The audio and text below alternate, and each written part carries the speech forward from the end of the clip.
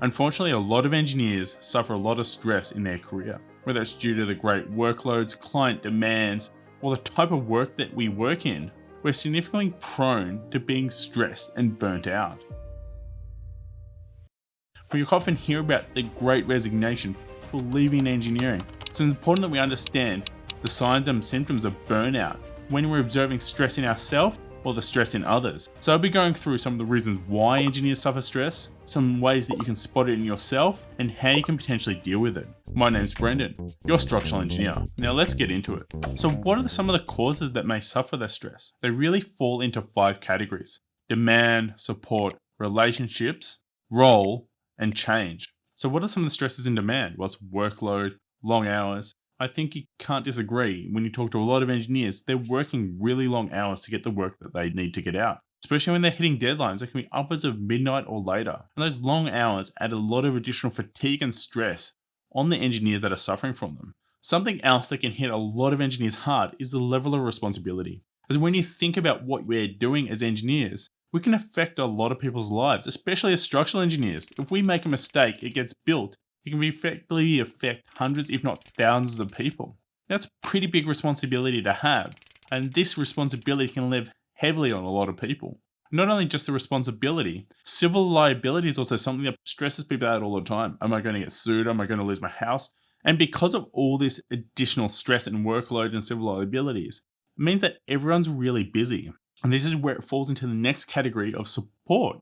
We have that lack of support. You don't feel like you're being guided properly. You don't think you're being overlooked properly. This lack of support adds additional stress as you're worrying about, am I doing it correctly? Is it going to be checked properly? Going back to that high level of responsibility as well. Am I getting enough resources to do the work that I'm doing? They're all sort of intermingling with each other.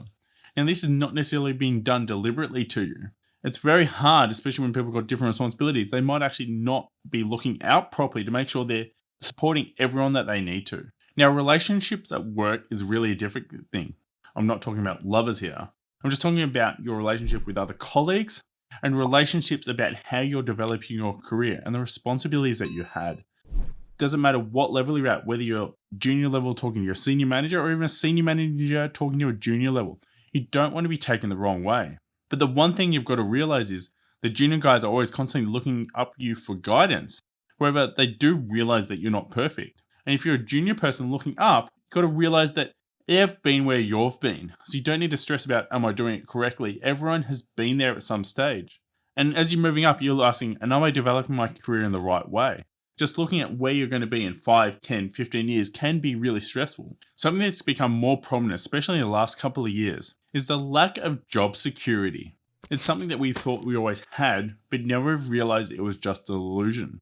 As soon as things became hard, a lot of companies put a lot of engineers off or put them on furlough, where we'd actually put a lot of effort back into the past. This can put a lot of stress in people trying to work harder, work those longer hours, get more pushed into those stressful situations. They're constantly stressing, am I going to lose the job? Am I going to pay my mortgage? And one of the last ones is change. We don't like things changing a lot. You can just look at the building industry. It hasn't really changed in the last 20 years. Change can add a lot of stress, whether that's being a new manager, a new position, or just mergers.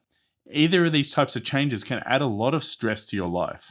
So what are some of the signs of symptoms of stress? Well, they can either be physical or mental. You can have muscle tension pains. You can feel fatigued, have actually chest pains as well. So you might feel like you're trying to get crushed down into a little box. So this is some of the symptoms you may see in yourself. There's also mental, such as feeling fatigued, drained, drawn out, not feeling as joyful as you would have been, not enjoying those weekends, or dreading that Monday comes around at the end of the weekend.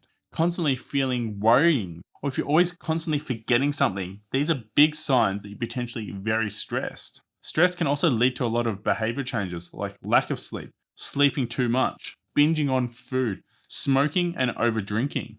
Another thing that you may be surprised about that was across all levels was a fear of lack of knowledge. Engineers a lot of the time are constantly stressing, trying to making sure they know everything. It's good to have some fear, but if it's debilitating and adding too much stress, it's something you're going, is this really helpful? So what can be done if you see these signs of stress in you or someone else? I've gone through some of them about how you can think in your head, but what are the specific things that you need to know? Well, first up, if we go back to the start, is understanding those signs and symptoms so you can see them in yourself or someone else. Now, this is only a start, because if you see them, because now you can start to address them. When you do start to see those signs and symptoms in yourself, trying different techniques that can help you slow down, either leaving early for the day, going out for a run, exercising, watching some TV, working out different ways you can either be with your family. Now, if you do know you've got a big deadline, planning ahead, it may feel a little stressful at the start trying to plan ahead to get to your goals. However, planning is the first signs to success, and breaking up those more complex tasks into little bite-sized pieces. Something you should also be doing is either talking and being empathetic to other people if you see them in others. Sitting down, reaching and talking, expressing the feelings that you've had about the stress that you've had in the past or you're currently experiencing. Not only does it reduce those stress levels and be a more productive engineer, as you're realizing that you're not alone. Now that you've learned about some of those most important things you had with those soft skills about learning about stress, you should be learning about the most important skill that every engineer has for a video that I'll link here. That will not only help you progress your career, hit your goals, but also make you more successful. And if you're interested in supporting the channel, there's 2 ways that you can do this. You can either do this through a link in the below description as a Patreon page, or become a YouTube member. Without the support of the YouTube members and patrons, this type of content would not be possible. And as always, stay safe, keep learning, and I'll see you next week. Bye.